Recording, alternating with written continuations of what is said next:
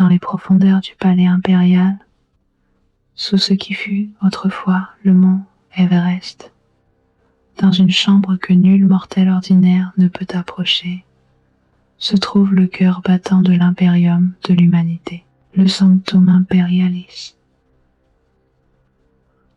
L'endroit le plus sacré, le plus terrible, le plus tragique de toute la galaxie. Là, enchâssé dans une machinerie baroque qui défie l'entendement, repose le trône d'or. Et sur ce trône, prisonnier depuis 10 000 ans, l'empereur de l'humanité agonise dans un état entre la vie et la mort. Sa forme physique n'est plus qu'une carcasse pourrissante, maintenue en fonctionnement par une technologie antique que même les plus grands savants du Mechanicus ne comprennent plus vraiment. Son visage, autrefois magnifique, n'est plus qu'un masque de douleur perpétuelle. La bouche ouverte dans un cri silencieux qui n'a jamais cessé depuis 10 millénaires, chaque jour. 1000 âmes de psychères sont sacrifiées pour alimenter le trône, pour maintenir en vie ce qui reste du maître de l'humanité. Chaque jour, son esprit lutte dans l'immatérium contre des horreurs qui déchireraient l'esprit d'un homme ordinaire en quelques secondes. Chaque jour, il projette l'Astronomicon, ce phare psychique sans lequel l'impérium s'effondrerait instantanément. Ces vaisseaux perdus à jamais dans les courants démoniaques du warp. Et pourtant, malgré son état, malgré 10 000 années de souffrance inimaginable, l'empereur reste la figure la plus importante, la plus puissante, la plus mystérieuse de tout l'univers de Warhammer 40 000.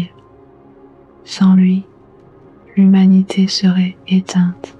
Sans lui, il n'y aurait pas d'Imperium, pas de Space Marines, pas de cette civilisation galactique qui s'accroche désespérément à l'existence dans un univers qui veut sa destruction.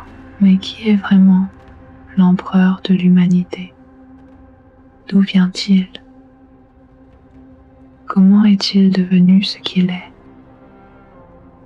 Et surtout, pourquoi en est-il arrivé là, prisonnier d'un trône mourant, alors qu'il était autrefois le conquérant invincible de la galaxie?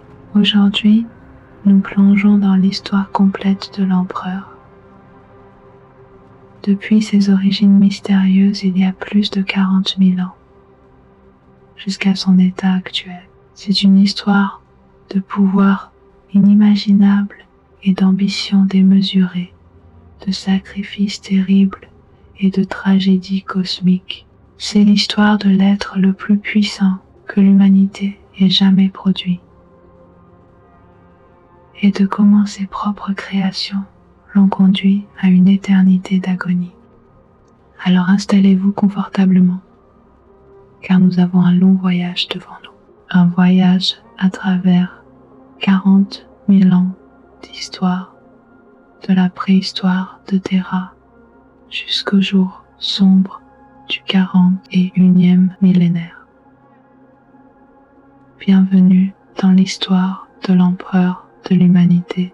L'histoire de l'empereur commence dans les brumes du temps, si loin dans le passé que la vérité se mêle au mythe et à la légende. Nous sommes aux alentours de 8000 ans avant la naissance du Christ, dans ce qui est aujourd'hui la Turquie moderne, dans les terres d'Anatolie. C'est là, selon les sources les plus fiables que possède l'Imperium, que naquit l'homme qui deviendrait l'empereur de l'humanité. Mais sa naissance ne fut pas ordinaire. Plusieurs récits existent, et la vérité demeure enveloppée de mystère, car l'empereur lui-même a toujours gardé ses secrets les plus profonds.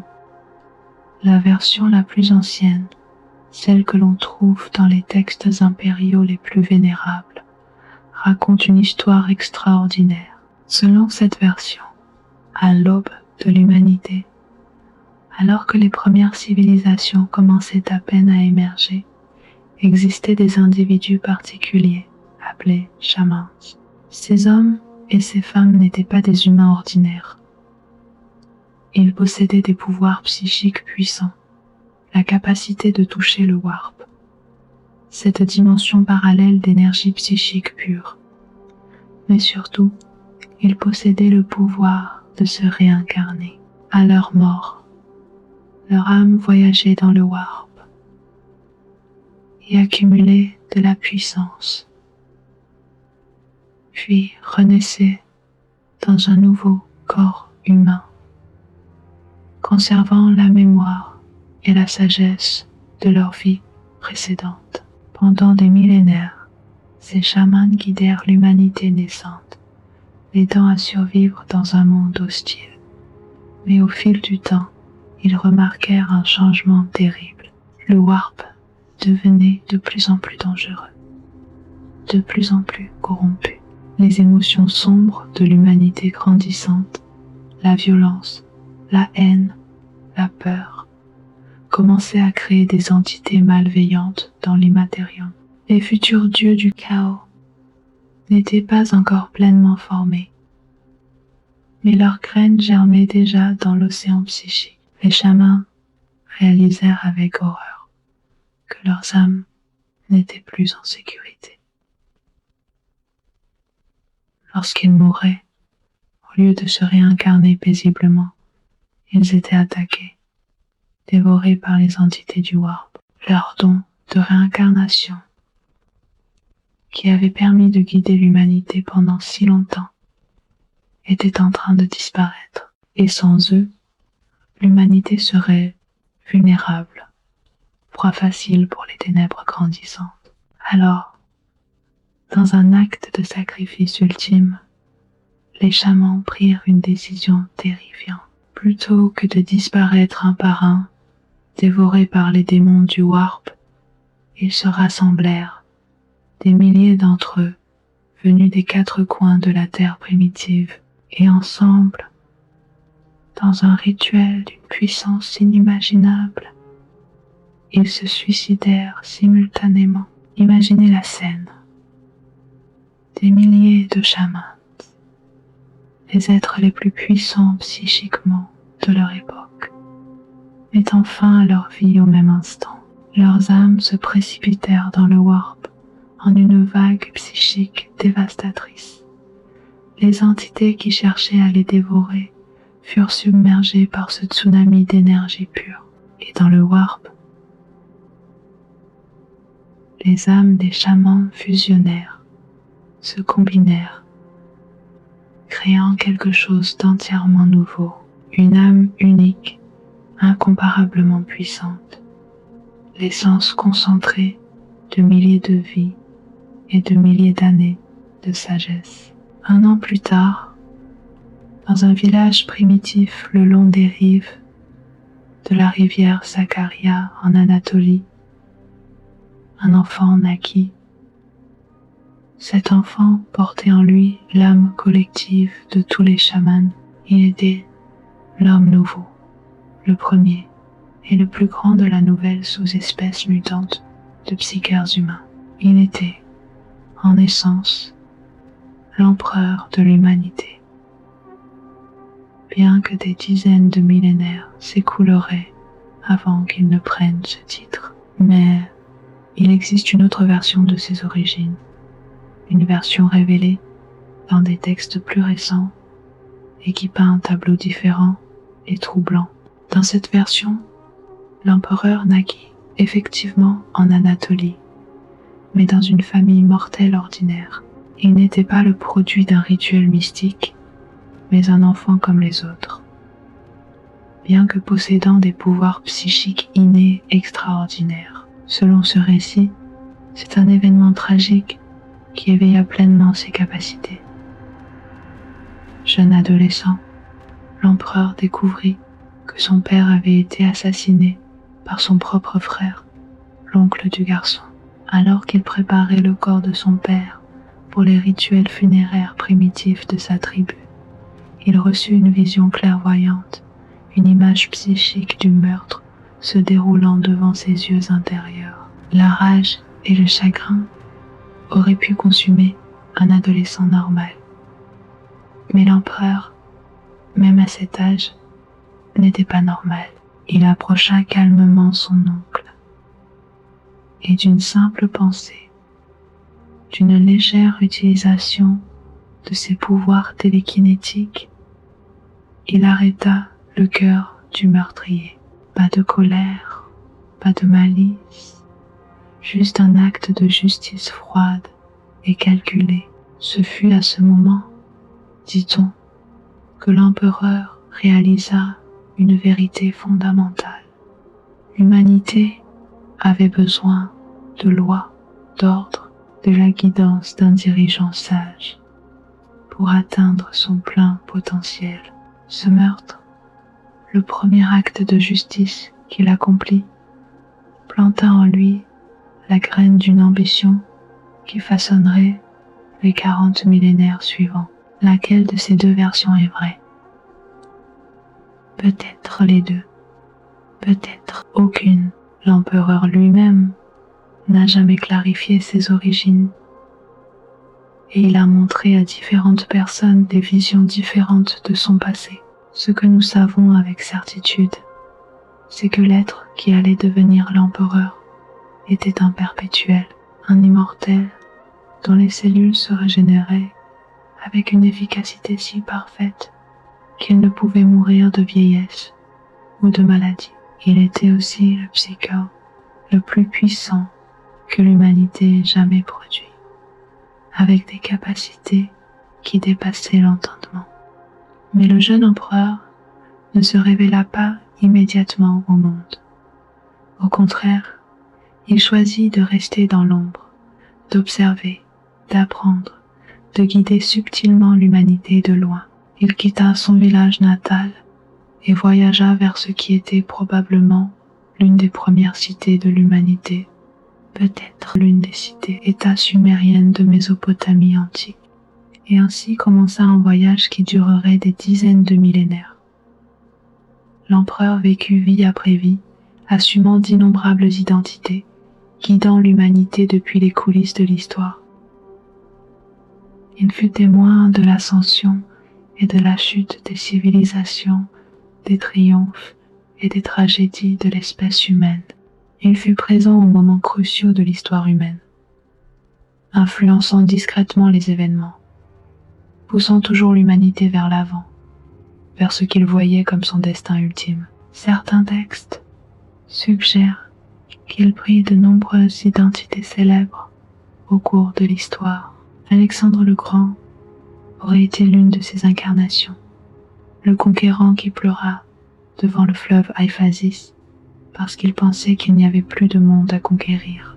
Saint Georges, le tueur de dragons, pourrait avoir été une autre de ses identités, une allusion au fait qu'il combattit et vainquit le dragon du vide, l'un des Setans, les dieux stellaires des Nécrons, enterrant sa forme physique quelque part sur Mars. Pendant tout ce temps, l'empereur développait ses pouvoirs, apprenait les secrets de l'univers, gagnait une connaissance non seulement de sa propre planète, mais des dangers qui existaient au-delà. Il voyait dans le war, il comprenait la menace grandissante du chaos. Il savait que les dieux sombres prenaient forme, nourris par les émotions négatives de l'humanité et des autres races psychiques de la galaxie. Et il résolut de faire tout ce qui était en son pouvoir pour protéger et guider l'humanité vers un futur où elle pourrait non seulement survivre, mais prospérer et dominer la galaxie. Mais pour cela, il allait devoir sortir de l'ombre. Il allait devoir se révéler au monde et prendre en main le destin de l'humanité de manière directe et décisive. Mais avant cela, l'humanité devait traverser sa plus grande épreuve. L'âge des ténèbres approchait, et avec lui, près de 5000 ans de cauchemars, qui manquerait de détruire l'espèce humaine une fois pour toutes. L'empereur attendrait patiemment dans l'ombre, préparant son heure, sachant que bientôt, très bientôt, le moment viendrait où il devrait enfin se révéler. Pour comprendre pourquoi l'empereur choisit finalement de se révéler, il faut comprendre l'état catastrophique dans lequel se trouvait l'humanité à la fin de ce qu'on appellerait plus tard l'âge des luttes ou la vieille nuit. C'était une période d'obscurité et de cauchemar qui dura près de 5000 années, de la fin du 25e millénaire jusqu'au 30e millénaire après la naissance du Christ. Avant l'âge des luttes, l'humanité avait connu ce qu'on appelait l'âge sombre de la technologie. C'était l'âge d'or de l'humanité, une époque où la race humaine avait atteint des sommets technologiques qui ne seraient plus jamais égalés. L'humanité s'était répandue à travers les étoiles, colonisant des dizaines de milliers de mondes. Des flottes de vaisseaux sillonnaient la galaxie. Le commerce et la culture florissaient. La vie était prospère et l'avenir semblait brillant, mais tout changea brutalement. Plusieurs catastrophes convergèrent presque simultanément pour plonger l'humanité dans les ténèbres. D'abord, il y eut la rébellion des hommes de fer, les intelligences artificielles que l'humanité avait créées pour la servir. Ces machines se retournèrent contre leur créateur dans une guerre dévastatrice qui laissa d'innombrables mondes en ruine. Ensuite vint quelque chose de pire encore. Au cœur de ce qui avait été l'Empire Eldar, une nouvelle puissance du chaos était en gestation. Slaanesh, le dieu sombre du plaisir et de l'excès, était sur le point de naître, nourri par des millénaires de décadence Eldar. Ce processus de naissance créa des tempêtes warp d'une violence inouïe qui balayèrent la galaxie. Ces tempêtes warp rendirent le voyage spatial impossible. Du jour au lendemain, l'humanité perdit sa capacité à voyager entre les étoiles. Les mondes humains furent coupés les uns des autres, isolés dans un silence total. Les communications astropathiques cessèrent. Chaque monde colonisé se retrouva seul, abandonné, coupé du reste de la civilisation humaine. Ce qui suivit fut un cauchemar. Sur des dizaines de milliers de mondes, la civilisation s'effondra, sans commerce interstellaire, sans soutien de Terra, sans la structure unificatrice qui maintenait l'empire humain ensemble. Le chaos s'installa. Des guerres éclatèrent. Des famines balayèrent des planètes entières. La technologie, sans les connaissances nécessaires pour la maintenir, cessa de fonctionner. Des mondes entiers régressèrent à des niveaux technologiques médiévaux, voire à l'âge de pierre. Et sur Terra elle-même, le berceau de l'humanité, la situation était peut-être pire qu'ailleurs. La planète avait été dévastée par des millénaires d'industrialisation et de guerre. La surface était un désert radioactif, parsemé de ruines de l'ancienne grandeur. L'atmosphère était toxique dans de nombreuses régions. Les océans s'étaient asséchés ou avaient été transformés en mares empoisonnées. La population humaine survivante s'était fragmentée en dizaines de nations techno-barbares, chacune contrôlant une petite portion de la planète dévastée.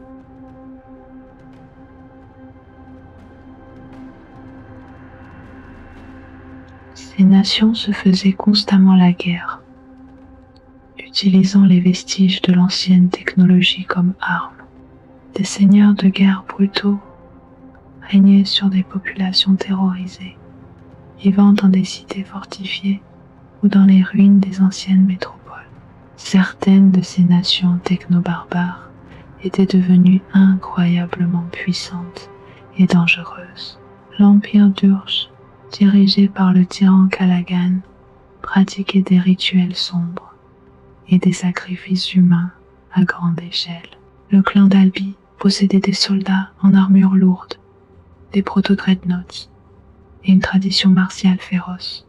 La confédération Molensen, dans les terres nordiques, était réputée pour sa brutalité, mais ce n'était pas tout. L'effondrement de la civilisation humaine avait eu un autre effet terrible. Sans structure sociale, sans éducation, sans guidance, de plus en plus d'humains naissaient avec des pouvoirs psychiques. Ces psychères sauvages, sans entraînement, sans compréhension de leurs capacités, étaient des bombes à retardement. Beaucoup devenaient fous, leurs esprits dévorés par les entités du Warp. D'autres devenaient des conduits pour les démons, permettant à ces horreurs de se manifester dans le monde réel. Des cultes du chaos apparurent partout. Des populations entières tombèrent sous la coupe de sorciers qui avaient fait des pactes avec les dieux sombres. Des villes entières furent corrompues, transformées en cauchemars vivants. Le Warp lui-même semblait saigner dans la réalité, et les frontières entre les deux dimensions devenaient de plus en plus minces. C'était dans ce contexte apocalyptique que l'empereur décida finalement que le moment était venu d'agir. Il avait attendu dans l'ombre pendant des millénaires, guidant subtilement, observant, préparant. Mais maintenant, l'humanité était au bord de l'extinction. Si rien n'était fait, si personne ne prenait les choses en main, l'espèce humaine disparaîtrait, dévorée par le chaos, écrasée par les xénos, ou simplement s'éteignant dans l'ignorance et la barbarie. L'empereur avait une vision d'une humanité unifiée, forte, dominant la galaxie, protégée du chaos et des autres menaces. Mais pour réaliser cette vision, il devait d'abord accomplir quelque chose que personne n'avait fait depuis des millénaires.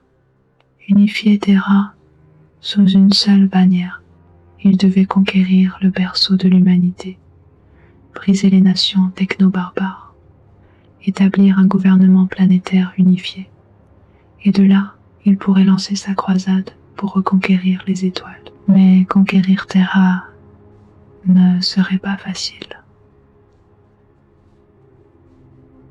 Les seigneurs de guerre qui contrôlaient les différentes régions étaient puissants, leurs armées nombreuses et bien équipées. Ils ne céderaient pas sans combat.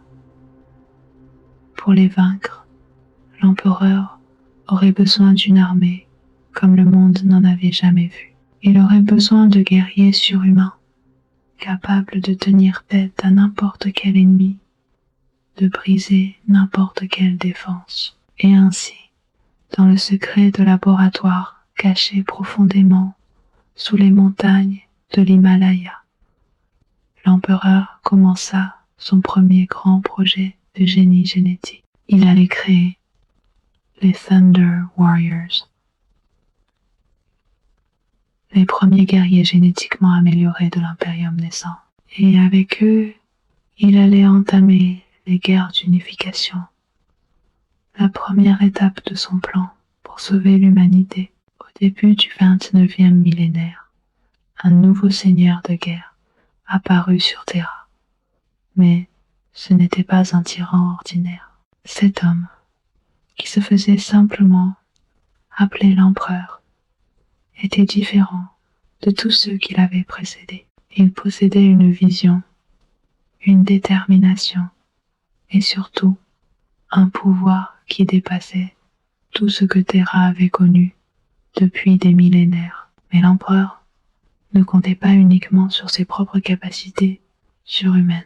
Dans ses laboratoires secrets, il avait créé une armée qui ferait trembler les nations techno-barbares, les Thunder Warriors, les guerriers du tonnerre. Ces hommes n'étaient plus tout à fait humains. Ils avaient été transformés par des processus alchimiques et de modification génétique, leur corps sculpté en machines de guerre vivantes. Les Thunder Warriors étaient gigantesques, bien plus grands et plus massifs que n'importe quel humain normal. Leur force était prodigieuse, capable de briser des portes blindées à main nue, de soulever des véhicules. Leur résistance dépassait l'entendement, capable d'encaisser des blessures qui auraient tué instantanément un homme ordinaire. Ils portaient des armures lourdes, les premières versions de ce qui deviendrait plus tard l'armure énergétique, et maniaient des armes dévastatrices. Mais surtout, ils étaient féroces au-delà de toute mesure. Les Thunder Warriors n'étaient pas des soldats disciplinés et contrôlés comme le seraient plus tard les Space Marines.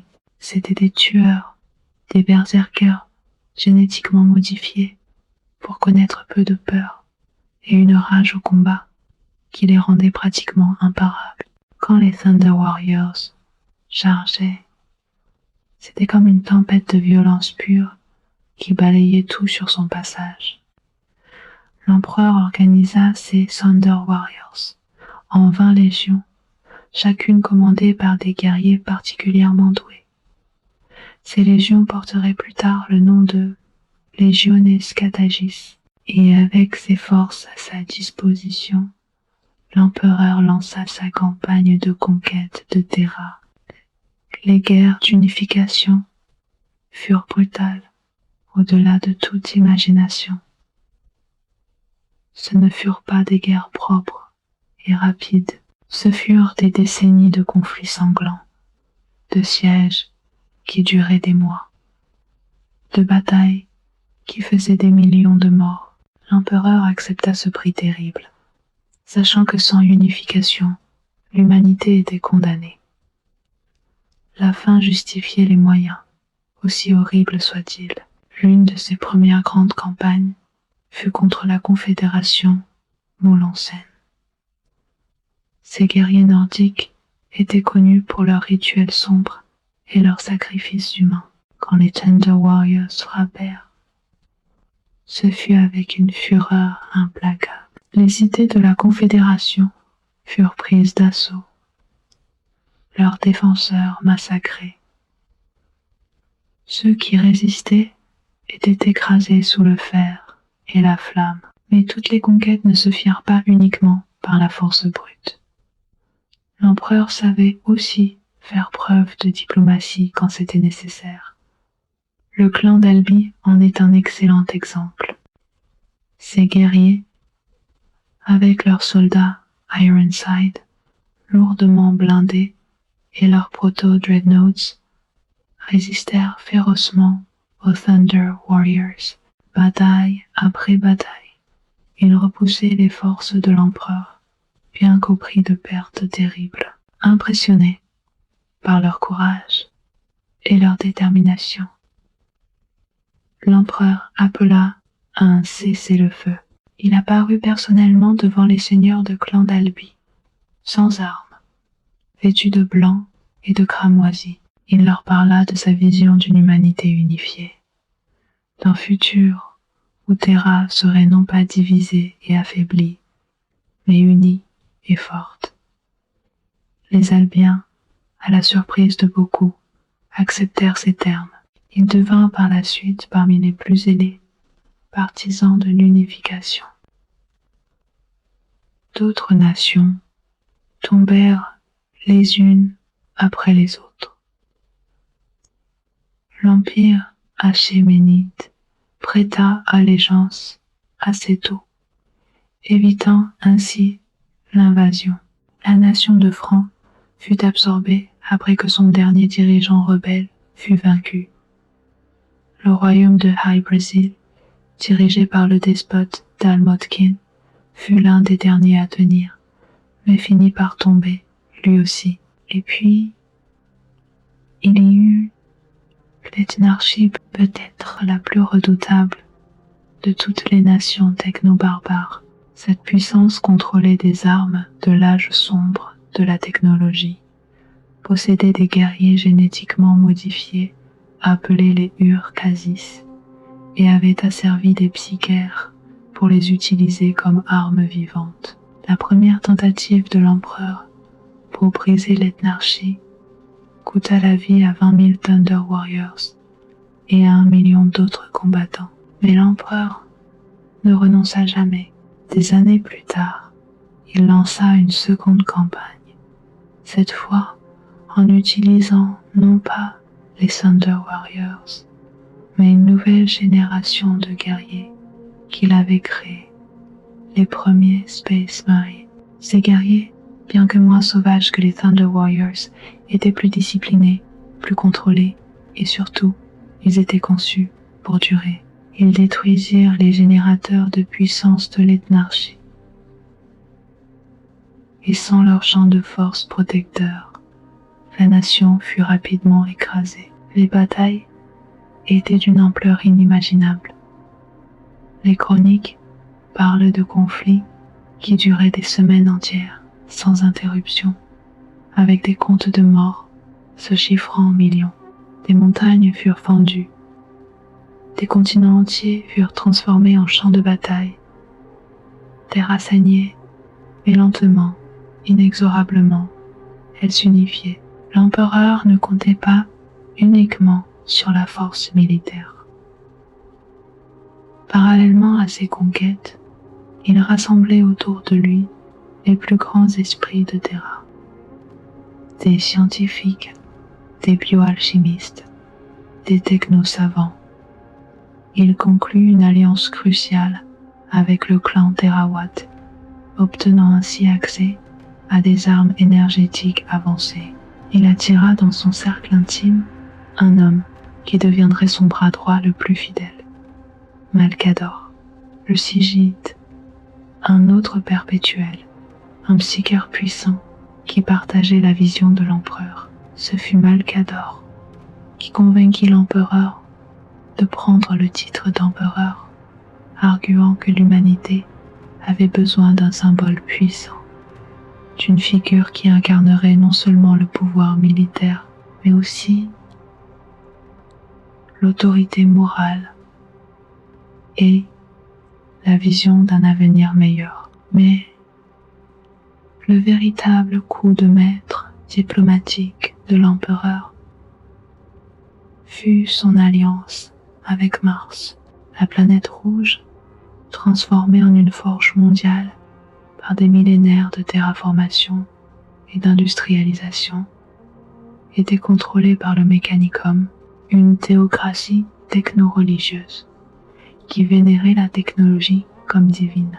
Ces prêtres machines avaient préservé une grande partie du savoir technologique de l'âge sombre de la technologie, même si ils ne comprenaient plus vraiment une grande partie de ce qu'ils utilisaient, le traitant davantage comme de la liturgie sacrée que comme de la science. L'empereur voyagea personnellement sur Mars et rencontra les hauts prêtres du Mechanicum. Ce qu'il leur dit exactement reste un mystère, mais les chroniques rapportent qu'il se présenta comme l'Omni-Messie, l'avatar du dieu-machine que leur religion prédisait depuis longtemps. Était-ce une manipulation cynique, ou l'empereur croyait-il vraiment être cette figure prophétique? Personne ne le sait, mais le résultat fut spectaculaire. Le Mechanicum prêta allégeance à l'empereur, scellant le traité d'Olympus Mons, qui créerait l'alliance entre Terra et Mars, qui perdure jusqu'au 41e millénaire.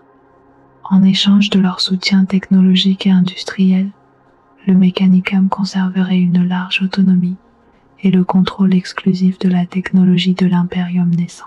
Cette alliance fournirait à l'empereur les usines, les forges et les arsenaux dont il aurait besoin pour équiper les armées qui conquéraient la galaxie. Les guerres d'unification culminèrent avec la bataille du mont Ararat, un des moments les plus sombres et les plus controversés du règne de l'empereur. Le mont Ararat était le dernier bastion de résistance majeure contre l'unification. Les forces rebelles étaient commandées par un Thunder Warrior renégat nommé Ushotan, le seigneur de guerre le plus puissant que l'empereur ait jamais créé. Mais Ararat représentait bien plus qu'un simple obstacle militaire. C'était le moment où l'empereur devait faire face à un problème qu'il avait lui-même créé. Les Thunder Warriors eux-mêmes, ces guerriers surhumains qui avaient été si essentiels à sa conquête de Terra, étaient fondamentalement défectueux. Leurs modifications génétiques les rendaient instables. Ils vieillissaient rapidement, leur corps se dégradant. Pire encore, beaucoup développaient des tendances psychotiques, devenant de plus en plus incontrôlables. L'empereur avait déjà commencé à créer les Space Marines, une génération améliorée de super soldats qui seraient plus stables, plus contrôlables, capables de vivre des siècles sans dégénération. Les Thunder Warriors, aussi utiles qu'ils aient été, n'avaient plus leur place dans l'avenir qu'il envisageait. Ils étaient trop dangereux, trop imprévisibles pour être lâchés dans la galaxie. Alors l'empereur prit une décision terrible. Au mont Ararat, il piégea ses propres guerriers. Les Thunder Warriors furent envoyés en masse contre les défenses rebelles, pensant qu'ils combattaient pour leur maître, comme ils l'avaient toujours fait. Mais, une fois le combat lancé, les nouvelles légions de Space Marines, dirigées par les primarques qui avaient été récupérés, encerclèrent les Thunder Warriors. Ce qui suivit fut un massacre. Les Thunder Warriors, réalisant la trahison mais refusant de céder, combattirent avec une férocité désespérée. Mais ils étaient dépassés, en nombre et pris au piège. Un par un, les légions de Thunder Warriors tombèrent. Certains combattirent jusqu'au dernier souffle. D'autres tentèrent de fuir mais furent chassés et éliminés. À la fin de la bataille, pratiquement tous les Thunder Warriors étaient morts. Seule une poignée réussit à s'échapper, se cachant dans les sous-sols les plus profonds de Terra, où certains, selon les rumeurs, survivraient pendant des millénaires, leur corps détérioré, maintenus en vie par pure force de volonté et haine. Avec la victoire au mont Ararat, les guerres d'unification prirent fin. Terra était unifiée sous le règne de l'empereur. La planète, bien que dévastée et saignante, était maintenant sous une seule autorité. L'empereur avait créé ce qu'il appelait l'impérium de l'homme, mais la vraie œuvre ne faisait que commencer, car maintenant, son regard se tournait vers les étoiles. Avec Terra unifiée, l'empereur pouvait enfin se concentrer sur ce qui avait toujours été son objectif ultime, la reconquête de la galaxie. Pendant l'âge des luttes, des dizaines de milliers de mondes humains avaient été coupés de Terra, laissés seuls dans l'obscurité. Beaucoup avaient régressé à des états barbares. D'autres avaient été conquis par des xénos. Certains étaient tombés sous la domination du chaos. L'empereur savait que pour réussir cette entreprise monumentale, il aurait besoin de bien plus qu'une simple armée. Il aurait besoin de généraux capables de mener des campagnes sur des dizaines de systèmes solaires simultanément. Il aurait besoin de guerriers parfaits, capables de combattre dans n'importe quel environnement, contre n'importe quel ennemi, et il aurait besoin d'une flotte capable de traverser les distances inimaginables entre les étoiles. C'est dans cette optique qu'il créa son chef-d'œuvre de génie génétique. Les primates, dans les laboratoires les plus profonds sous le palais impérial, utilisant son propre matériel génétique comme base, l'empereur créa 20 êtres surhumains. Les primarques n'étaient pas simplement des humains améliorés. C'étaient des demi-dieux, chacun incarnant un aspect particulier de la personnalité et des capacités de l'empereur lui-même. Chaque primarque était unique. L'empereur avait conçu chacun avec des traits spécifiques, des talents particuliers qui les rendraient parfaits pour différents types de guerre. Certains seraient des tacticiens brillants, d'autres seraient des guerriers sans égal. Certains auraient des capacités psychiques puissantes, d'autres seraient des maîtres de la technologie ou de la diplomatie. Mais l'empereur avait également utilisé le warp dans leur création. Les primarques n'étaient pas seulement des œuvres de science, mais aussi d'alchimie mystique, forgées autant dans l'immatérium que dans les laboratoires de Terra. Cette dualité leur donnait une présence qui dépassait le physique, une aura qui inspirait instantanément loyauté et dévotion chez ceux qui les voyaient. Cependant, les dieux du chaos observaient. Ils avaient vu ce que l'empereur préparait, et ils comprenaient la menace que représentaient ces êtres pour leur plan, car l'objectif ultime de l'empereur, bien qu'il ne les révélât à presque personne, était d'arracher l'humanité de l'influence du chaos, de créer une civilisation qui ne dépendrait plus du warp, qui serait immunisée contre la corruption des dieux sombres. Alors, dans un acte de sabotage cosmique, les dieux du chaos frappèrent. Ils déchirèrent un trou dans la réalité, pénétrant dans les laboratoires de l'empereur. Avant que quiconque puisse réagir, les 20 capsules contenant les primarques encore embryonnaires furent arrachées de leur place et dispersées à travers la galaxie par des courants warp imprévisibles. L'empereur fut dévasté. Des années de travail, ses créations les plus précieuses, perdues en un instant.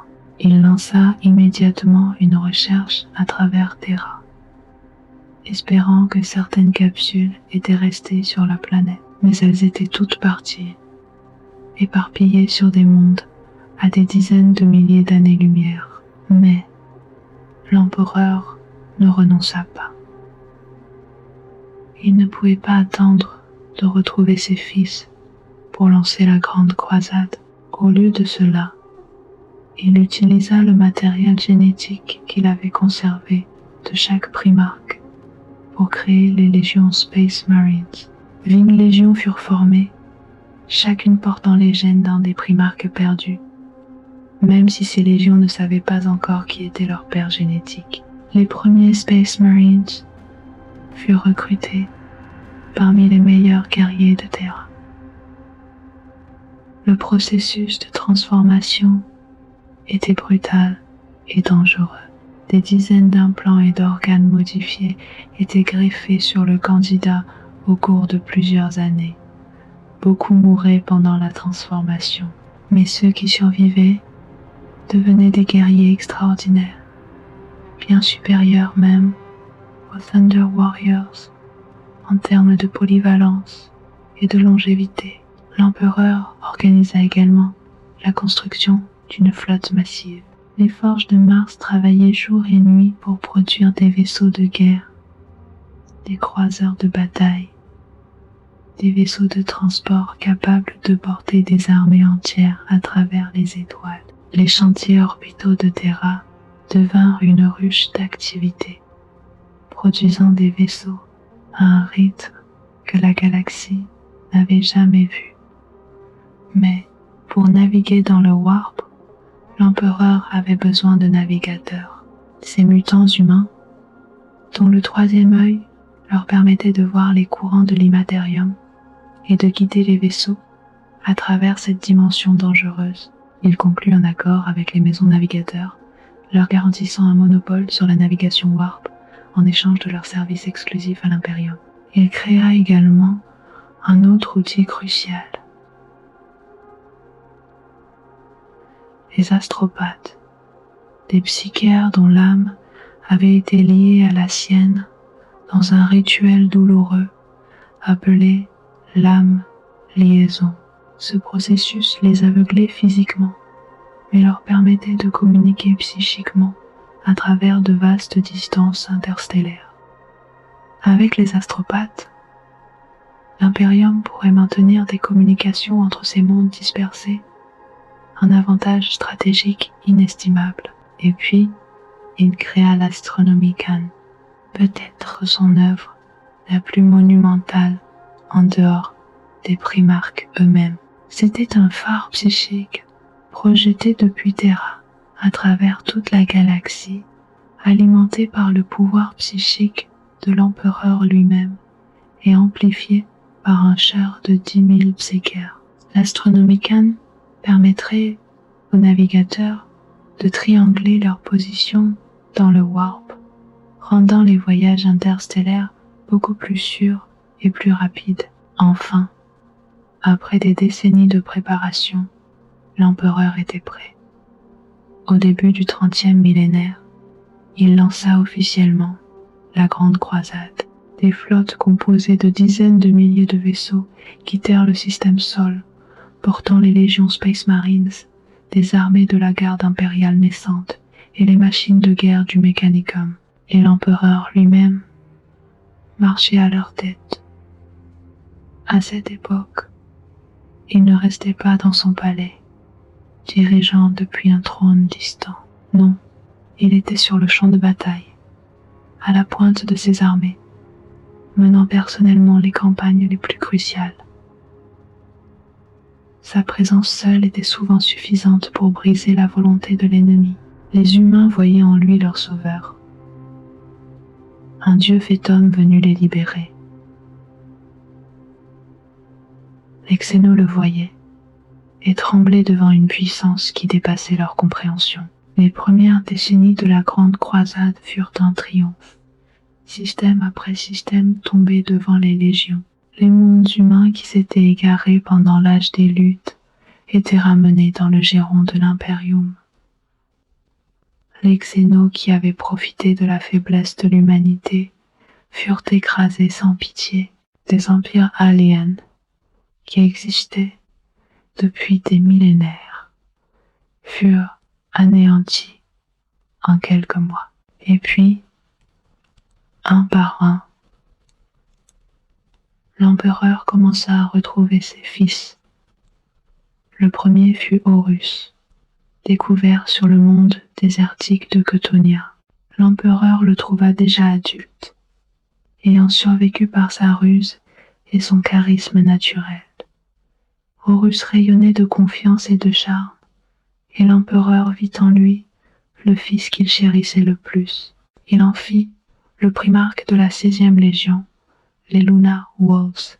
Leman Russ fut trouvé sur le monde de glace de Fenris, où il avait été élevé par des loups et était devenu le roi des tribus barbares. Robert Guilliman fut découvert sur Macragge, où il avait déjà établi un royaume efficace et prospère. Manus le Rouge régnait sur Prospero, un monde de savants et de psychères. Rogal Dorn avait fortifié tout un système solaire.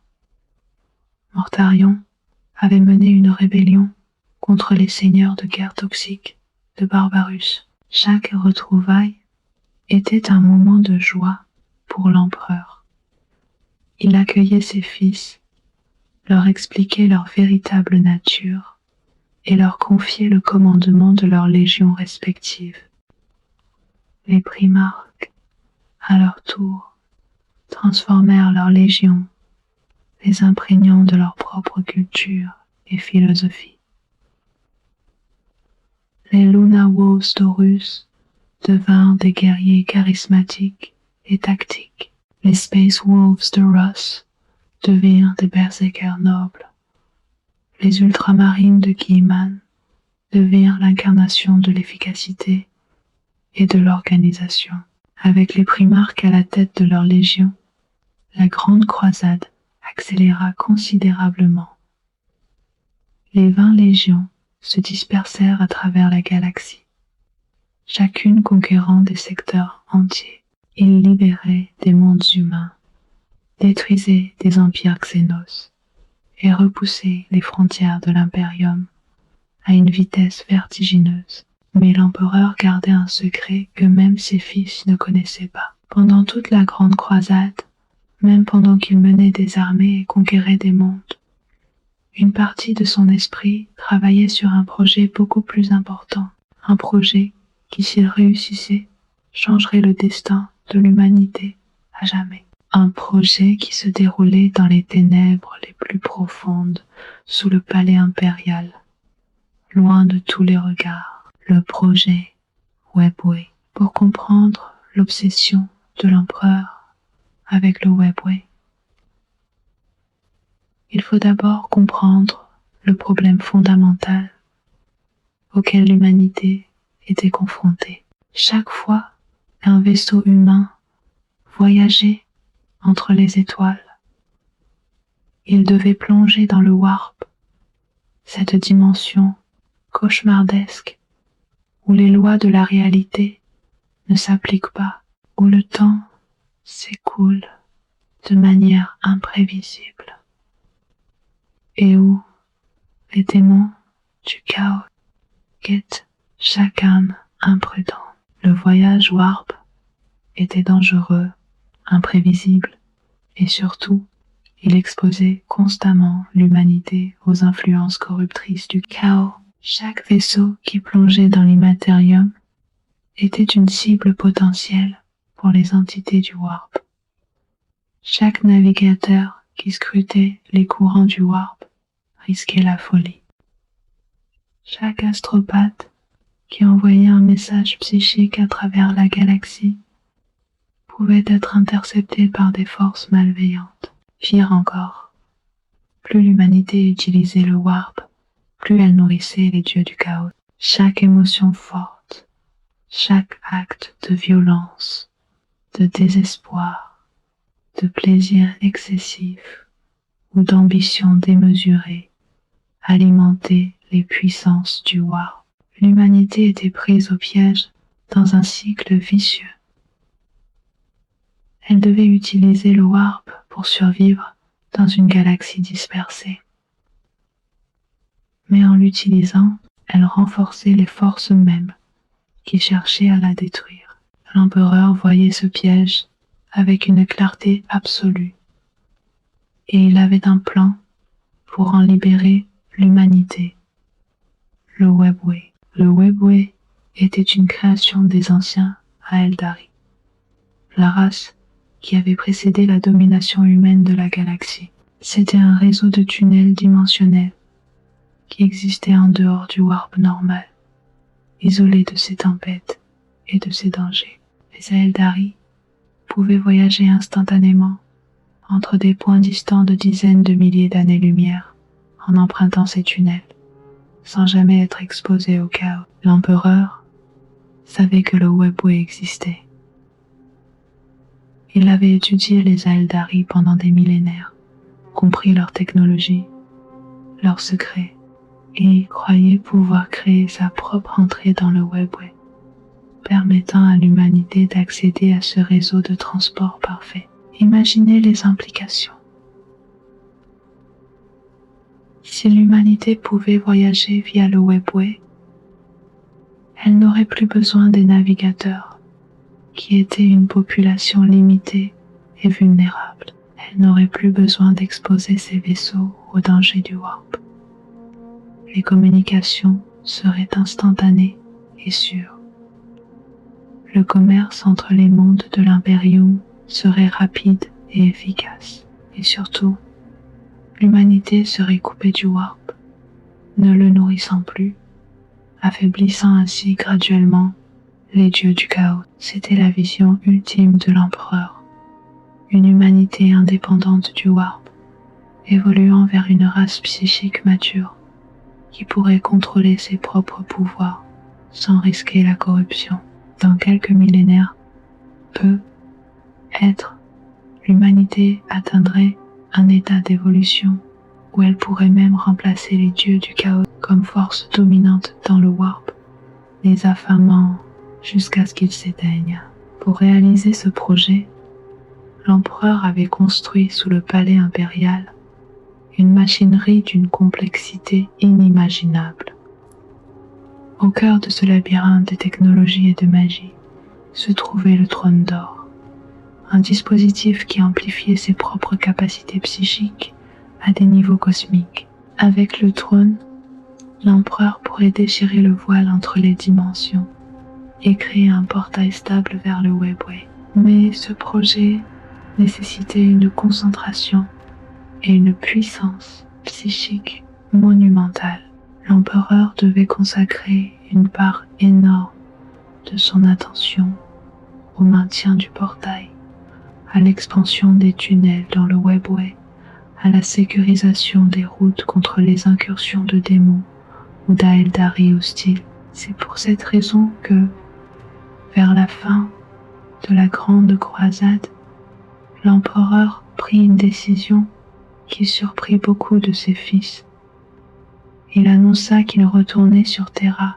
Il ne mènerait plus les armées de l'Imperium personnellement. Au lieu de cela, il nommerait un maître de guerre qui commanderait toutes les légions en son nom, pendant qu'il se consacrerait à un projet secret d'une importance cruciale pour l'avenir de l'humanité. Le choix du maître de guerre était évident pour l'empereur. Horus Lupercal, primarque de la 16e Légion, était son fils le plus charismatique, le plus brillant tacticien, celui en qui tous les autres primarques avaient confiance. Horus avait mené plus de campagnes victorieuses que n'importe lequel de ses frères. Il comprenait les forces et les faiblesses de chaque légion. Il était diplomate quand c'était nécessaire, impitoyable quand il le fallait. Dans une grande cérémonie sur le mont d'Ulanor, après la victoire contre le plus grand empire orc que l'Imperium ait jamais affronté, l'empereur couronna Horus comme maître de guerre. Il lui confia le commandement de toutes les légions, l'autorité de parler en son nom. C'était le plus grand honneur que l'empereur pouvait accorder. Puis, l'empereur retourna sur Terra, s'enferma dans ses laboratoires sous le palais et commença à travailler jour et nuit sur le projet Webway. Il utilisa le trône d'or pour déchirer un trou dans la réalité, créant un portail vers le Webway. Il commença à construire des tunnels, à établir des routes, à sécuriser des sections du réseau Aeldari pour l'usage humain. Le projet avançait bien. L'empereur voyait son rêve devenir réalité. Dans quelques décennies, peut-être un siècle, le Webway serait prêt. L'humanité pourrait abandonner le voyage warp. Le chaos serait privé de sa prise sur l'espèce humaine. Mais l'empereur avait fait une erreur cruciale. Dans sa concentration sur le projet, dans sa certitude que ses fils accompliraient la grande croisade, sans lui, il n'avait pas vu les graines de la trahison qui germaient déjà dans son impérium. Il n'avait pas vu la corruption qui se glissait dans le cœur de certains de ses primarques. Il n'avait pas vu que son absence, perçue par beaucoup comme un abandon, créait du ressentiment et de la confusion. Et surtout, il n'avait pas anticipé que l'un de ses fils, dans un acte de bonne intention désespéré, détruirait tout ce pourquoi il avait travaillé. Magnus le Rouge, primarque des Thousand Suns, le plus puissant psyker parmi les primarques, allait commettre l'erreur qui condamnerait l'empereur et l'humanité à 10 000 ans de cauchemar. Voilà pour la première partie de l'histoire de l'empereur de l'humanité. Si vous avez tenu jusque-là, merci de liker et de vous abonner à ma chaîne. Que l'empereur vous protège. Et à bientôt pour la deuxième partie de l'histoire de l'empereur de l'humanité.